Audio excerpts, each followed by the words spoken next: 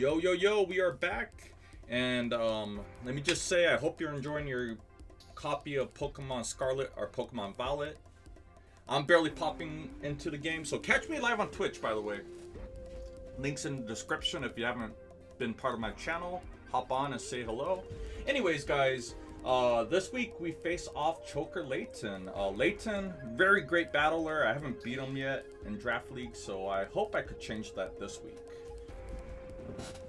Anyways, Layton is 6-2. I'm 7-1, and I really want to win this match. I feel with the win here, we have a good chance to end up a top 2 seed, meaning we get a first week bye in playoffs. So that's the game plan here.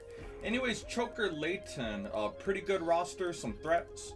Before I go into the roster, I will say I dropped Cresselia for base form Alakazam here. I did like Cresselia on my roster. It had potential. I loved his bulk and levitate ability, but I felt it was repetitive. My team was bulky enough, had enough defensive pieces enough. It was kind of repetitive with Fini, Zapdos, Tangrowth, bulky Pokemon like that. So we dropped Cresselia for Alakazam. Gives me good offense. Plus it needed some much needed speed. Base speed 120, I believe. So I do like the addition of Alakazam, and I like it so much I'm actually going to bring it this week. So anyways, with Choker Layton here, I believe they always bring Mega Gardevoir, which is, I have things for it, right? I have a Salazzle, I have Aegislash, but this thing, we don't want it to get behind a sub. That's what I'm scared of, so we're gonna try to put offensive pressure to stop that from happening. There's Dragapult, one of their only pivots, so Dragapult's a big threat. Mamoswine, very scary Pokemon. I think it really comes considering I tend to bring Gliscor in most games. Breloom, even though our Misty Terrain keeps it from spamming Spore, I still have to be wary because it fucks up my Tapu Fini with any kind of grass move. This Pokemon right here, I think could be Heatran, but it could easily be Obstagoon, or it could be Weezing. Surprisingly, Weezing looks really good against me if it could avoid Alakazam, so Weezing's a thing. Weezing is definitely a thing, and it could easily come. The thing with Obstagoon, I think Obstagoon is the best Pokemon of the three, but you can't really use Flame Orb set with my Misty Terrain, so that's the thing. But if Fini was not here, I would bring Obstagoon. I like his coverage. You have Poison Jab, you have Ice Punch to possibly Oko Gliscor. And last but not least is one of my biggest concerns here, Slurpuff. It actually kind of goes in this week. Belly Drum, Sticky Web support. I'm actually very terrified of Slurpuff and the Dragapult. Beyond those two Pokemon, I think we have ways of handling everything else he could throw at me as long as we're careful. So that's my introduction. Let's hop into it, guys. I will see you on the battlefield. What is up, guys? We are back, and I am going to play my Week 9. I'm going to give you the recap of what happens Week 9 against Choker Layton. To be honest with you guys, this battle happened well over a month ago. We're actually in the playoffs right now, and I'm barely catching up to recording these episodes. So, yeah, just been very busy with the holidays lately. Excuse me, I'm just getting over a cold or a flu, so I'm really congested. I feel fine, but you could probably hear me. So I'm going to be recording this matchup and the next matchup right now today. So anyways, this is our Week 9 matchup. Pretty much stuff I expected here. I didn't expect Heatran because I felt I had a bunch of Pokemon that counter Heatran, you know, our check Heatran. Tapu Fini, Mienshao, Gliscor. Gliscor's a big one. So anyways, here's our Week 9 matchup. The rest of the Pokemon makes sense, of course, so let's start. So music is off. we lead Tapu Fini. They surprisingly lead their Mega Gardevoir, and for whatever reason, Mega Gardevoir wasn't a bad matchup, but they just want to get rid of Fini. I guess Fini really threatens their whole team, which it does, you know, Heatran, Mamoswine, and whatnot. So they go immediately into their Thundurus-Therian, I believe, Therian. You know, it makes sense. Go electric type on the water type. And I have to switch out. I go for Scald expecting... I'm not sure why I went Scald there. But they know I'm going to switch out. I'm not going to stay in unboosted in front of a Thundurus. So knowing I'm going to switch out, easy read. They end up nasty plotting here. So very good move on here. Heavy pressure. Heavy offensive pressure. It has Psychic. It has Psychic as a good way. I didn't expect it to have Psychic. I thought Gliscor was like my switch in on Thundurus. Didn't know it gets Psychic. So +2 Psychic OHKOs me. And we're off to a bad start here. So anyways, they switch out into Mamoswine on my, I believe this was Choice Specs Salazzle. And what happens here, on Choice Specs, we do a whopping 50%, so it should be a 2-hit KO, right? Big turn right here. Choice Scarf. Choice Scarf Mamoswine outspeeds my Salazzle and takes it out. Otherwise, that was a complete flip, right? Because I could have nailed the 2-hit KO on a ground type. But no, it outspeeds me at OHKO's, one of my biggest offensive threats, you know?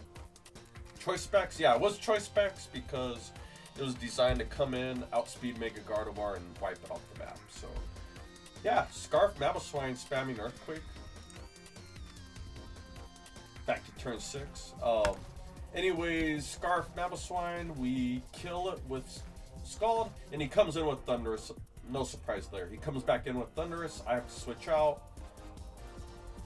and he starts spamming T-Bolt. So a lot of special attack on this one. He starts doing damage. My Alakazam can't knock it out.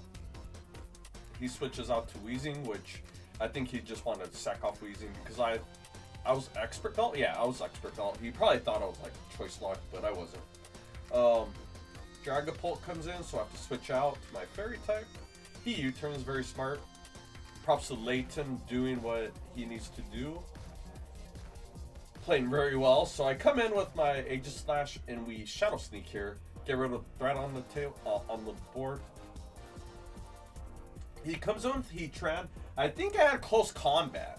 I might have, but I think I wanted to save my Aegislash for Dragapult. You know, to Shadow Sneak on that. Aegislash looked good for Mega Gardevoir and the Dragapult in the back.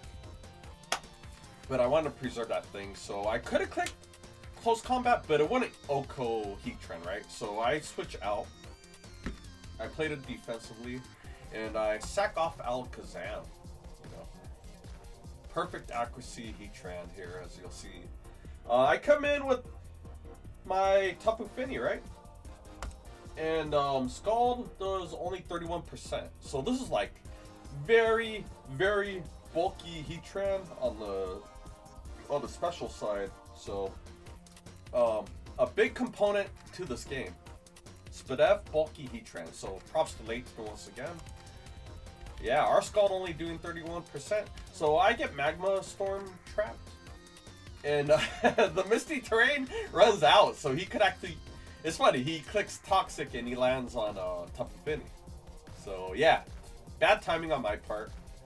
And we have to stay in and hopefully knock out this Heatran, which I believe we do with the next Scald. No, it actually goes down to Toxic. So I should have just close combated there, but I believe I'm Choice. No, that was actually game. That was actually game because it was a close game, as I recall. Once again, this happened well over a month ago, so today at work I had to watch this replay for the first time in weeks, and yeah, it's going to be hard for me to recap what happens. But anyways, yeah, very close game because if Aegislash somehow knocked out this Heatran, we could Shadow Sneak the rest of the way. The thing was, Heatran's just faster than Aegislash. I believe Heatran's base speed 87 or 82, and Aegislash is only base speed 60, I believe. So, GG's Layton, very close one.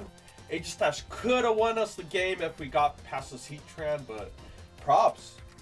You know, the key players to this game I'm very impressed by were the Scarf Mamoswine, for sure, because Salazzle should have lived. I would have had more resources, right?